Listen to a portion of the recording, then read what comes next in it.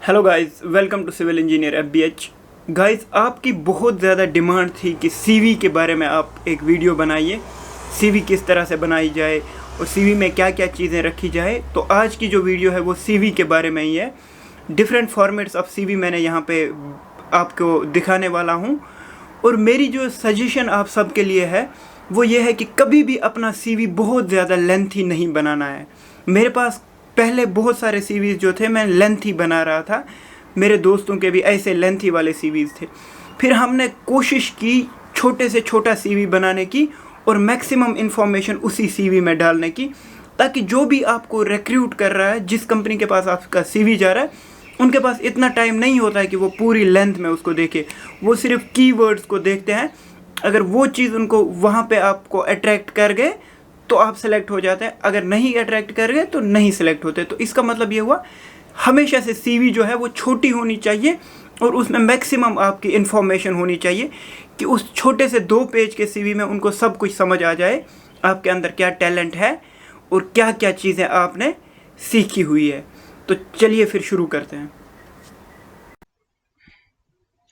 तो गाइज़, यहाँ पे आप देख सकते हैं ये मेरी सीवी है, पर्सनल सीवी, जिस पे मैंने, आप देख सकते हैं कि लेफ़्ट साइड में मेरी फ़ोटो लगी हुई है। उसके बाद जिस कंपनी में मैं काम कर रहा हूँ उसका नाम है। उसके बाद प्रोजेक्ट जो है जिस पे काम कर रहा हूँ उसका नाम है। उसके बाद कहाँ रह रहा हूँ मैं, मेरा मोबाइल नंबर और मेरी ईमेल आईडी। उसके बाद परमानेंट एड्रेस मेरा, वो ऊपर मैंने लिखा था जो मेरा यहाँ का एड्रेस है, मतलब दुबई, यूनाइटेड अरब अमीरात। उसके बाद मेरा परमानेंट एड्रेस। उसके बाद मेरी एक और ईमेल आईडी है, एक पे कांटेक्ट नहीं हो पाए तो दूसरा। उसके बाद personal information, date of birth.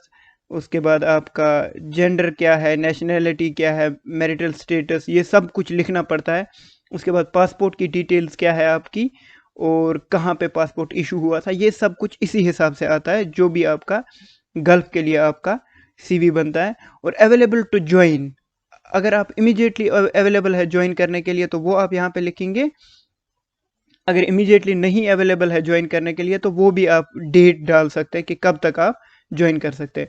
उसके बाद आएंगे आपके प्रोफेशनल प्रोफाइल पे, तो उसमें आपने लिखना है कि आपका कितने साल का एक्सपीरियंस है, आपने किस किस फील्ड में आपका एक्सपीरियंस है। जैसे मेरा पावर प्लांट है, sub station 130 to 400 kV, infrastructure projects in UAE. और उसके बाद बाकी आपकी क्या क्या ट्रेनिंग्स है।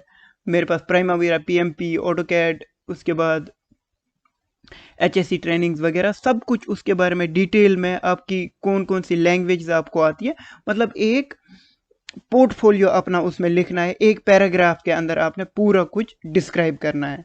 तो उसके बाद आपकी आएगी एकेडमिक क्रेडिबिलिटीज़, क्या क्या है आपकी, ये एकेडमिक क्रेडेंशियल्स क्या है आपकी। तो उसमें आएगी बैचलर्स डिग्री जो आपने की होगी, या किसी ने मास्टर्स की है, किसी ने डिप्लोमा किया है, वो यहाँ पे आएगा। उसके बाद और क्या चीज़ सीखी है आपने वो। उसके बाद प्रोफेशनल क्वालिफिकेशंस, इसमें क्या आता है दोस्तों, इसमें कोई भी ट्रेनिंग आपने की है, कोई भी आपने सर्टिफिकेशन की है, कोई आपने कोर्स अटेंड किया है, उसके बारे में आप सारा कुछ इस फील्ड में डाल सकते हैं कि आपने ये कुछ किया हुआ है और ये आपकी क्रेडिबिलिटीज़ है। उसके बाद आपकी अचीवमेंट्स एंड रिकॉग्निशंस, कहाँ कहाँ पे क्या क्या अचीवमेंट आपको मिली है। तो मेरे को जो जो मिली हुई थी उनके बारे में मैंने यहाँ पे डाल दिया है। सेफ्टी अवार्ड मिला है या कुछ कुछ अवार्ड आपको मिला है तो उसके बारे में यहाँ पे डाला। उसके बाद कंप्यूटर प्रोफिशिएंसी जो आपकी होगी, आपको ऑटोकैड आता है, एमएस माइक्रोसॉफ्ट का ऑफिस आता है। अगर आपको कुछ ज़्यादा चीज़ें आती है जो आपके जॉब प्रोफाइल के लिए सही नहीं है, उनको अगर आप ना ही ऐड करें तो बेटर रहेगा, क्योंकि मेरे पास भी बाकी चीज़ें आती है, पर जिस पोस्ट के लिए मैंने ये किया था मैंने उस पोस्ट के हिसाब से अपना सब कुछ डाला हुआ है। तो ये हो गया कंप्यूटर प्रोफिशिएंसी।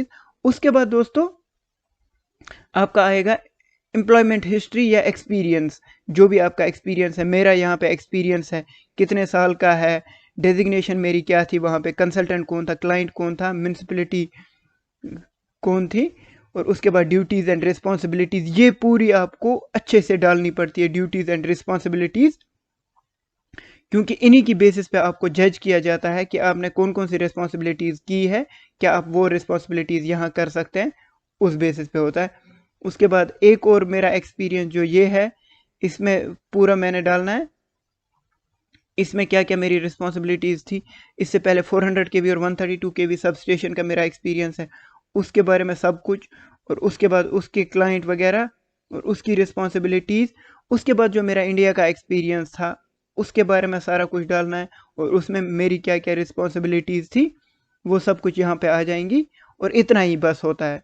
ये एक छोटा सा और best way of representing your CV है, जो कि सबसे बेहतरीन होता है। और जल्दी से आपके जो भी जिनके पास आपका CV जाता है वो जल्दी से आपको 2 पेज में समझ सकते हैं आपके पास क्या क्या क्रेडिबिलिटीज़ है, आपके अंदर क्या क्या क्वालिटीज़ है, आप उनकी जॉब प्रोफाइल के लिए फिट बैठते हैं या नहीं बैठते हैं।